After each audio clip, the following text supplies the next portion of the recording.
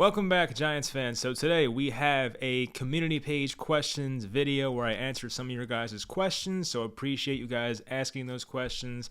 The Giants right now sit at 3-6. They are the 13th seed, I believe, in the NFC.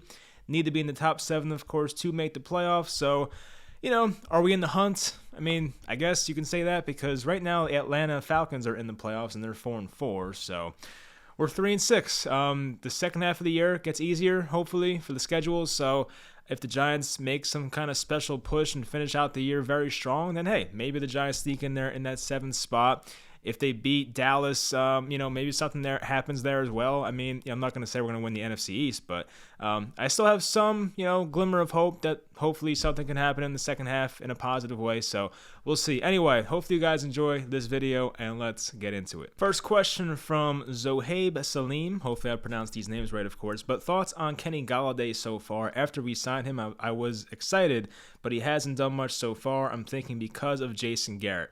So with Kenny Golladay, of course, the elephant in the room is, okay, the guy missed like 3 or 4 games with the knee injury. So that's the number one thing, of course. But when Golladay has played, looking at his numbers, he hasn't been that bad. So in week 1, he had 4 catches, 64 yards. In week 2, had 3 catches, 38 yards on 8 targets. So they just were not connecting there. The Atlanta game, 5 targets, 4 catches, 64 yards. Had the big game against the Saints, 7 targets, 6 catches, 116 yards, then got injured in the beginning of the Dallas game, then came back this week and saw 2 targets. So, yes, I think part of it is Jason Garrett. I will admit that. I think Kenny Golladay is a very talented guy. Of course, I was excited when we signed him as well, but, we have to realize that, hey, this guy may be slightly injury prone. He denied it himself when Golladay was asked if he's injury prone, but the proof is out there that he's missed a lot of games in the past year and a half, missing a lot of games last year, missing so far basically 3.5 games this year. So it's been frustrating, but I do still believe when Galladay's healthy, he is a wide receiver 1 type of guy, a top 20 wide receiver in the NFL.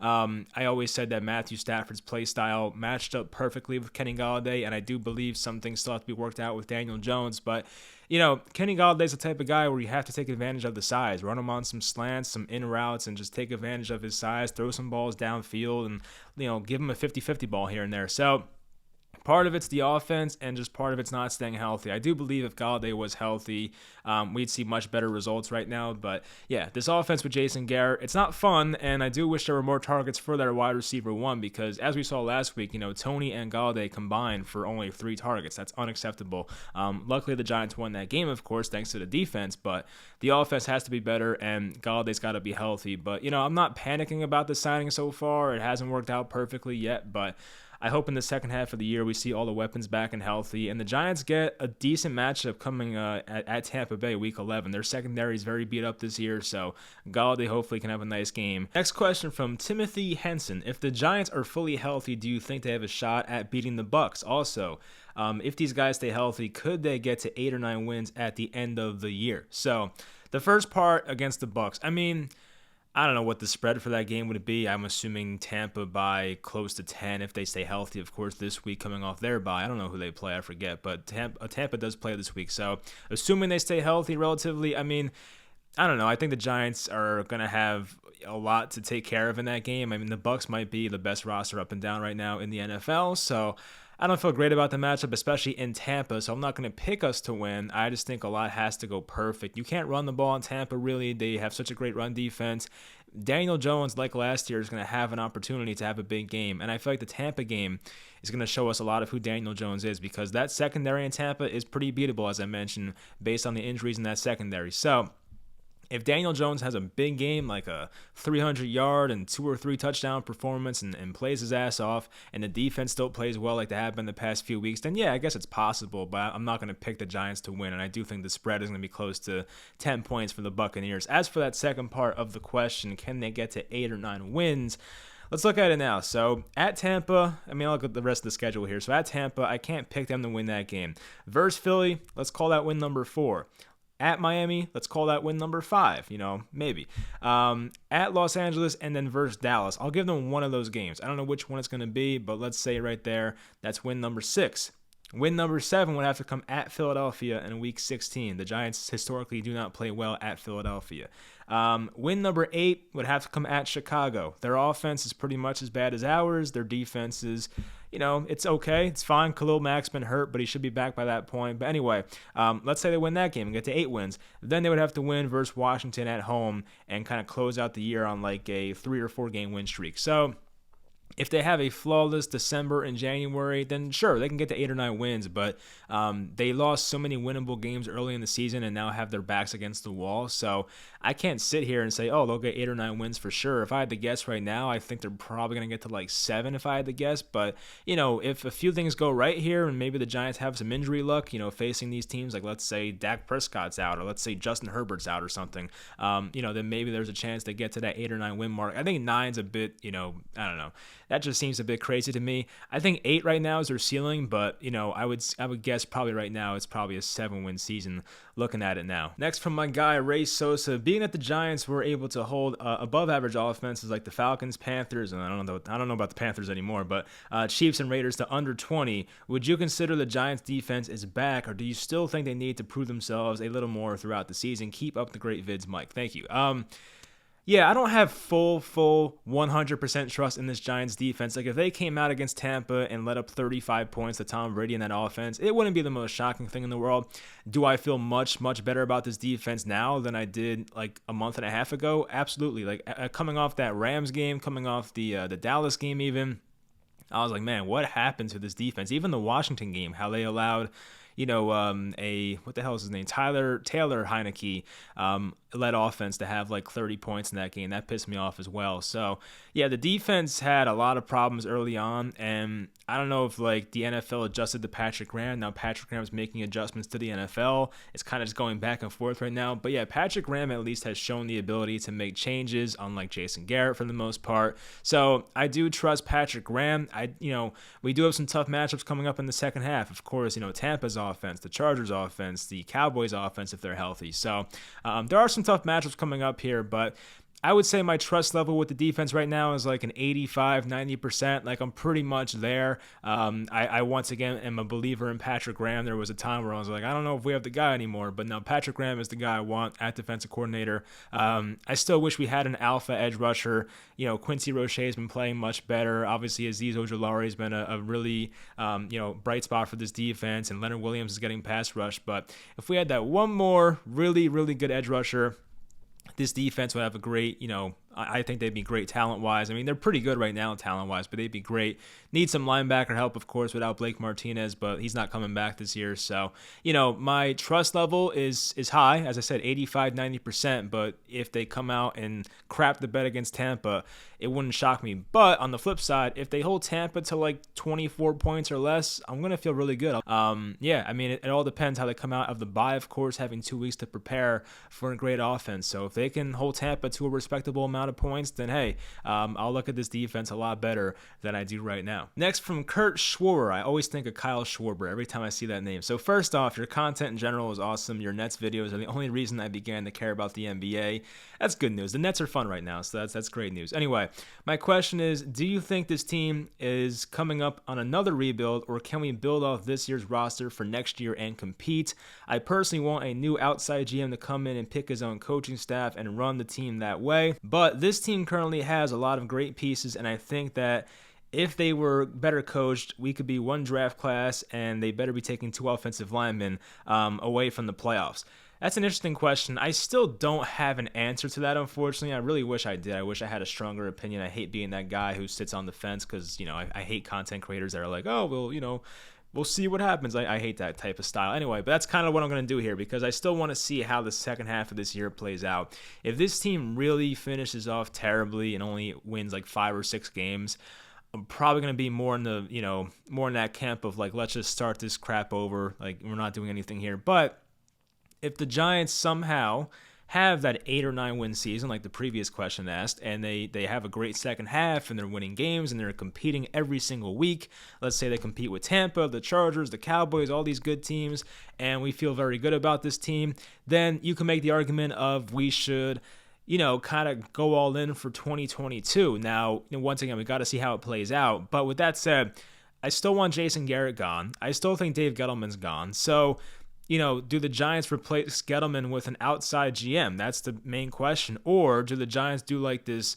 quick little thing where they promote Kevin Abrams for 1 year and see how 2022 goes and then clean house if things go badly? That's the question the Giants have to ask themselves right now. So if they finish out this year poorly, I'm with you. New coach, maybe new coach, but new GM. If the new GM wants a new coach and he's adamant about it, then okay, new coach. I'm not like completely hung up on Joe Judge right now. Joe Judge has proven nothing in this league so far. I like the guy, but hey, it's just, the honest truth about him. And if they finish out this year strong, though, Joe Judge is back. They may promote some guy within the GM for another year and see how it goes. And, they don't have a lot of cap space next year. I can't imagine that. So, it's not like they can make a bunch of great free agent signings. I mean, they could make some small ones that work out well. And the 2 draft picks in the first round, they got to hit on those guys, and they have to make sure that they have, impacts in their first year. You can't draft developmental projects if you plan on competing in 2022. So we'll see. But, I want to see how this year plays out. I'll definitely touch on that stuff as the year goes on, but definitely an interesting question that John Mara has to face at this moment. Next question from Will Casale or Will Casale. I like Casale more, but let me know how to pronounce it in the comments. What specifically allowed Pat Shurmur to run so many more explosive plays than Garrett, despite him having a comparable, very bad offensive line? So yeah, this is one thing that really irks me as a Giants fan. It should irk everybody, honestly, is why was Daniel Jones allowed to go downfield more in 2019 if the offensive line sucked back in 2019 as well? And I made the whole video on Saturday about Derek Carr having more than double the deep ball attempts than Daniel Jones has, despite Derek Carr having an offensive line that's just as bad, basically. So it just comes down to play calling. I think it's more of a philosophy thing. And the problem was when Jason Garrett took over this job in 2020, he probably watched Daniel Jones' rookie year and said, look, we really need to correct the turnovers. We need to take that out of your game and cut those, more than in half. Cut those and just cut your turnovers by a ton. So Jason Garrett came in here with this ultra conservative approach of let's just do quick passes and let's not have you throw the ball downfield very often. Let's not put you in spots where you can fumble the ball. And with Jason Garrett doing that, he kind of overcorrected the situation with Daniel Jones and made him into this completely just overly conservative quarterback who still fumbles the ball and still has some interceptions this season. So Daniel Jones is going to be a turnover guy regardless. I feel like we're not going to completely coach the turnovers out of Daniel Jones, but the Giants and Jason Garrett specifically took away the one good thing about Daniel Jones, well, one of the few good things, and that's his ability to pass the ball downfield. And I will say Daniel Jones' deep ball numbers were not what they were last year, and it fluctuates. The guys are not often in the top 3 or 5 every year of being deep ball passers. Those numbers change, but Daniel Jones, from what we've seen, can throw the ball deep, especially down the middle of the field. And for some reason, Jason Garrett has just taken that pretty much completely away from this offense, and I can't sit here and blame the offensive line because I do see examples around the league of other teams that have quarterbacks kind of like Daniel Jones, not the most mobile guy. I mean, Daniel Jones is mobile. He can run, but Daniel Jones doesn't have the best pocket presence, as we know. But guys that are kind of similar to Daniel Jones. Here's 2 examples. Derek Carr, as I mentioned. Derek Carr is probably less of an athlete than Daniel Jones is. Kirk Cousins with the Vikings. Kirk Cousins has an offensive line that is graded worse than the Giants in pass blocking via PFF, right? So the Vikings offensive line outside of Brian O'Neill, their right tackle, is really not that good. They have the rookie left tackle Darisaw, but he has not proven much yet. But their offensive line stinks as well in Minnesota, but for some reason Kirk Cousins has a lot more deep attempts than Daniel Jones, and plus had his bye week already. So, Daniel Jones played more games. So it's more of a Jason Garrett thing. He just overcorrected the whole situation. If you had to ask me, hey, Mike, do you prefer the 2019 Daniel Jones or the 2020/2021 Daniel Jones? I prefer the 2019 Daniel Jones. I mean, Jones has shown strides as a player, but I prefer the Daniel Jones that's going to have more big time plays and take more opportunities. That's what wins football games, is explosive plays. And if the Giants can't do it, it's very hard in the NFL to work a perfect drive for 75 yards and not make a single mistake. One holding call, one offensive pass interference, one ball batted in the air and it's intercepted. That can just ruin a drive. You need some type of explosive plays in your offense, especially for a team like the Giants who can't run the ball. You can't have an offense like this if you can't run the ball. So Jason Garrett, with this whole dink and dunk philosophy, it's it's not working out, and I don't know why he has not realized it yet. He's a smart man, I would assume, based on the Princeton degree and all that. But yeah, it's very puzzling, and it has to change, because if it doesn't change, I think Jason Garrett's going to be out of a job once this year's over. Next from Dave Campbell: do you think the Giants are an offensive line away from being a serious contender, or do our problems lie deeper? It's a good question. I think, in my opinion, a great offensive line can help so much, of course. Not only help the running game, but help the quarterback as well. Help the receivers run, deeper routes and have more time to get out of their breaks and all those type of things. So, does an offensive line being great make the Giants a serious contender? I have a hard time saying that, but I think it makes the Giants a playoff team. I think if the Giants right now had a offensive line like Cleveland or Indianapolis, I think the Giants could have been a 9-win or 10-win team this year. I don't know if that would have made them Super Bowl contenders, because, to be honest, guys, I don't know if we have a quarterback. I really don't. Like, I try to be as fair as I can when evaluating Daniel Jones, and I've seen some good games out of him. I've seen some games where I haven't been too impressed, and I still am unsure if Daniel Jones is the guy. So, if Daniel Jones has a great offensive line in front of him, does that make Daniel Jones a top 10 quarterback in the NFL? I mean, maybe it does, but we've yet to see that. And let's not act like, building a top 5 offensive line is easy. The Giants have to find their right tackle. They might have to find a right guard for Will Hernandez if he leaves. They might have to find the center if Nick Gates does not return to form. They may have to find a left guard because their left guard spot's terrible. Andrew Thomas has to stay healthy. Like, there's a lot of things that have to go right for this offensive line. So, even defensively speaking, we need an edge rusher, like an alpha edge rusher. We need some linebacker help.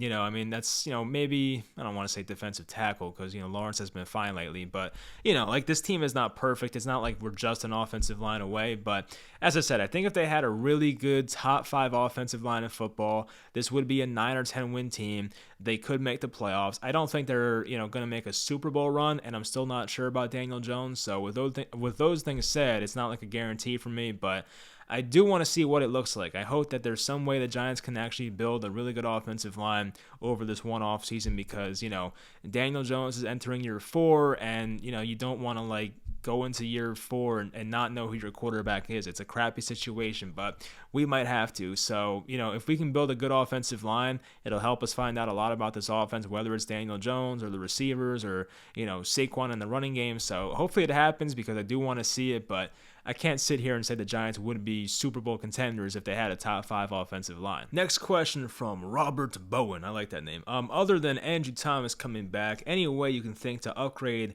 the offensive line, shuffle line, bench shoulder, etc.? That's pretty much it. I mean, there's no one that is going to improve this offensive line greatly on the interior, but what the Giants can do is, of course, get Andrew Thomas back and healthy and still play at a high level, which he was, and just put in Matt Parrott for Nate Solder. I don't know what else you really can do with this offensive line. Matt Parrott, for the most part, has had a fair share of really bad reps, but for the most part, has been fine at left tackle. He hasn't been the worst thing in the world. As I said, there's been some ugly ones in there, but for the most part, he's probably been better than Nate Solder. And Nate Solder's now had half a year to have the right tackle spot, and there's been too many times where he's been embarrassed, and he's a liability. Not to say that Matt Parrott is a whole lot better, but Matt Parrott's, 23 years old, and Nate Solder's 33 or 34, so I would rather just play the young guy and just see what he has. The Giants are just, there's nothing to lose here at this point. Put Matt Parrott at right tackle. He has a chance to be your future right tackle if things go well. Get Andrew Thomas back at left tackle. It's still going to be Skura, it's still going to be Price, and it's still going to be Hernandez. It's the best they can probably do here. But if Matt Parrott, for some reason, just has an awesome second half at right tackle and Andrew Thomas is playing awesome at left tackle, then hey, the Giants might have something here. So, that's what I want to see happen at least. I don't trust the Giants coaching staff to bench Solder because for some reason they have a love affair with the guy. But if it was up to me, I would put Thomas back at left tackle, of course, and put Parrott at right tackle and bench Solder. Next from Stan Albert, what other quarterback options are out there that you see that are realistic upgrades from Daniel Jones while also addressing other spots on the roster? So, once again, we have to realize that the Giants don't have the most cap space next year. They can try and make room, of course, and if guys like Jabril Peppers go or Evan Engram, if they trade a James Bradbury, then there's a chance to clear some salary there. But there's not many guys that are clear-cut, realistic options that are better than Daniel Jones. There's a route where maybe they go with a Kirk Cousins or something who's a slight upgrade, but Kirk Cousins has a $45 million dead cap hit, so I don't think the Vikings want to do that. Of course, Russell Wilson comes to mind. I mean, Russell Wilson, I don't think is leaving Seattle. I'd be shocked if that happens. Deshaun Watson's the one that's like the most realistic, but I don't think the Giants want to touch that situation. Yeah, I mean, that's pretty much it. Aaron Rodgers, maybe. I don't think Aaron Rodgers wants to come here, so I don't think that's going to happen. But there's other guys that are kind of small, like not, big names, but guys that would be good quarterback competition. These guys won't be better than Jones, but good competition. I think there's a real shot Jimmy Garoppolo gets released after this year based on how his contract is laid out. Garoppolo, of course, has the New England connection with Joe Judge and the quarterback coach Shaplinski, so there's that. There's some free agent quarterbacks next year. Guys like Tyrod Taylor would be a good competition. Jacoby Brissett would be good competition. Marcus Mariota, I like him as a backup.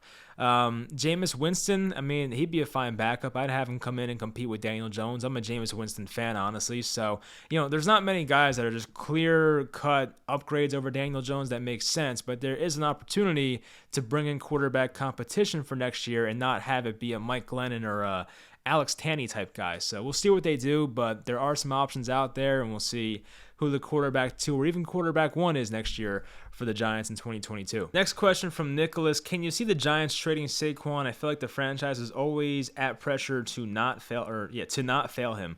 It's an interesting thought. I mean, yeah, I feel like the Giants want to make the Saquon thing work very badly. I get that part of it when you spend that high of a pick on him.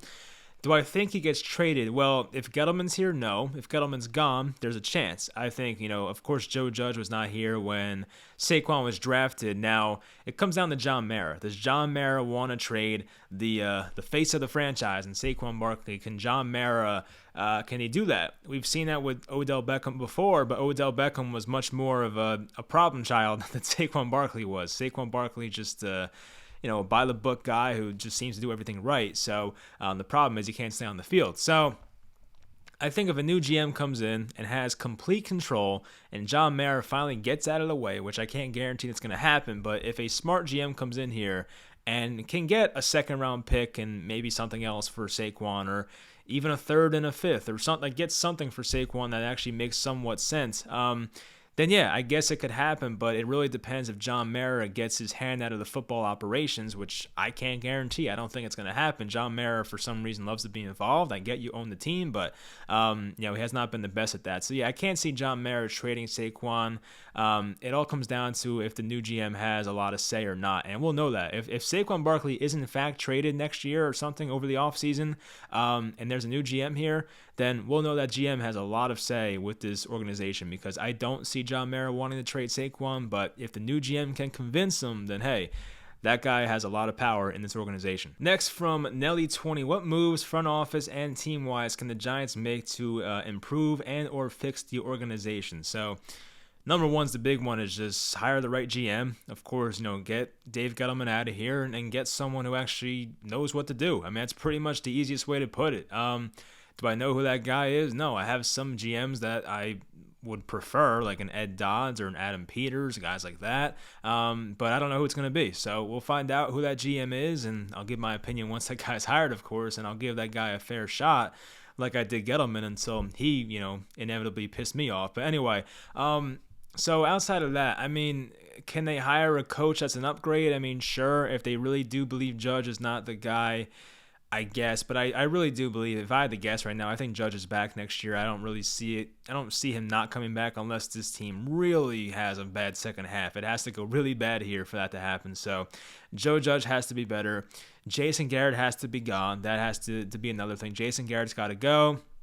They got to hire an offensive coordinator that knows what the hell he's doing and actually uses Daniel Jones to his strengths and not just tries to make him a certain type of quarterback. So there's that. Now for roster improvements, I mean, once again, the free agent spending is not going to be a ton. The Giants had their big spending spree this past offseason. So, but if they can find the right tackle in the draft or even find like a center in the draft, there's a good one. I forget what school he goes to, but get a position like that early and have him be a franchise piece. Get a alpha edge rusher maybe, so maybe get like a right tackle and an edge rusher in round 1 in the draft. Like, the Giants have to draft well. They have a lot of draft picks this year, and they got to hit on a lot of these picks. And if that happens, then we can really see the organization change a lot. And I do think it comes down to who's the GM and who's the offensive play caller next year. That should determine a lot of things.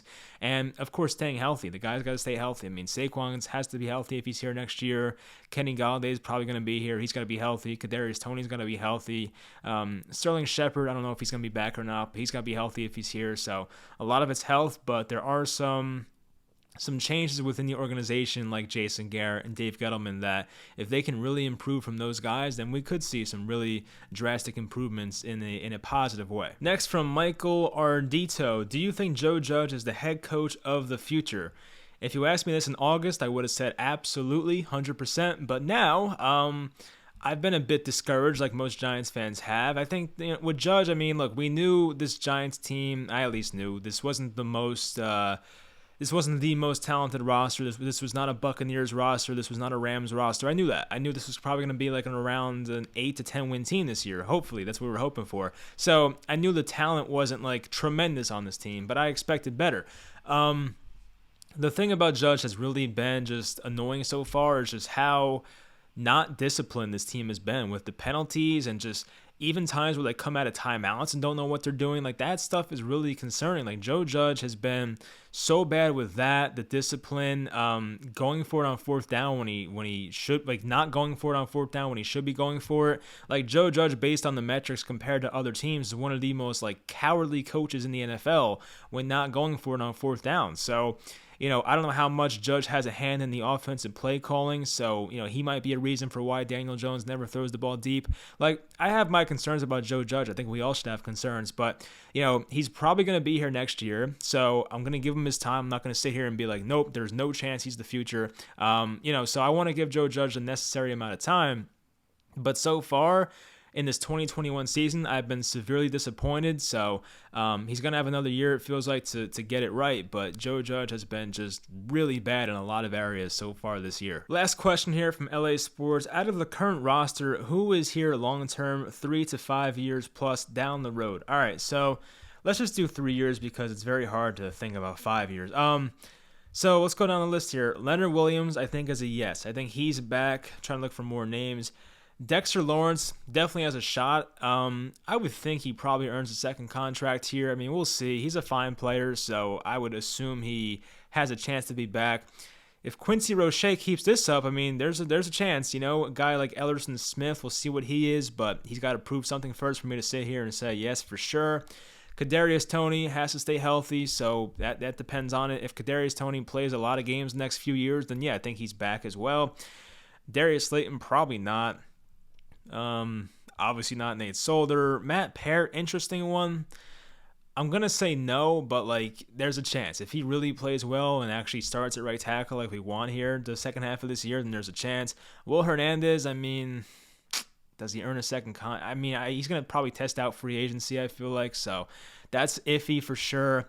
There's not many guys for sure will be back here. Azeez Ojulari, yes, I think he'll be here. I think so. 3 years from now, I could see that happening. Cam Brown might just be an ace special teams guy at that point. So, yeah, I think Cam Brown will be here. Aaron Robinson is interesting. And if he finishes out his rookie contract, I think, he probably should be here if Aaron Robinson's actually a decent player. So that's one I can see. Darnay Holmes, I mean, I want him here. I like Darnay Holmes, so that's a maybe. Xavier McKinney, if he plays like this, absolutely. I think McKinney probably will be here 3 years from now. If he is, it means he probably worked out as a prospect. Saquon Barkley, that's a tough one, man. Gut feeling, I'm going to say yes because of John Mara, but it also would not shock me if he was gone. Brad Berry's going to be probably 31, 32 by that point. Logan Ryan will be up there in age. He'll be gone. Adoree Jackson will probably be close to 30. Will he stay healthy for 3 years from now? It's tough to say. I mean, Adoree Jackson is definitely 50-50.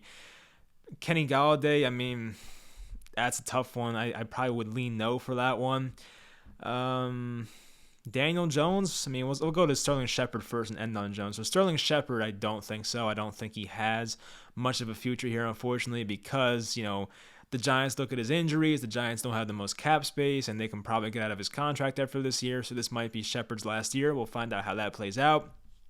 For Daniel Jones, Is Daniel Jones a New York Giant 3 years from now? That means he would have signed a big contract extension. He's making, 30 something million dollars per year probably. Does Daniel Jones reach that point?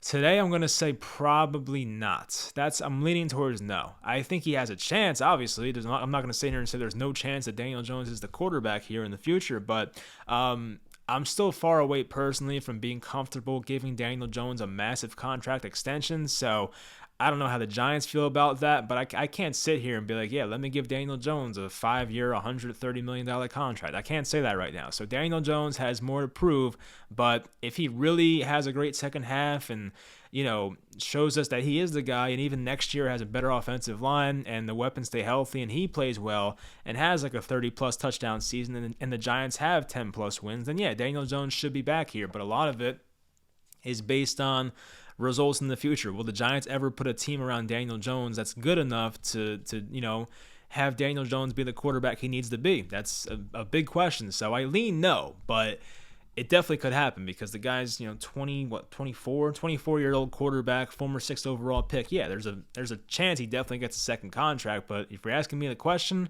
I lean no, but we'll see. Hopefully I'm wrong about that. Anyway, that will do it for this video. Hopefully you guys enjoyed. Thanks to all those who asked questions. I'll try to do another video like this at some point this year before the year ends. But yeah, that's it. I don't know when my next Giants content will be. I might do a film review video considering we now have 2 weeks to do that. So if you guys want this film review, let me know in the comments.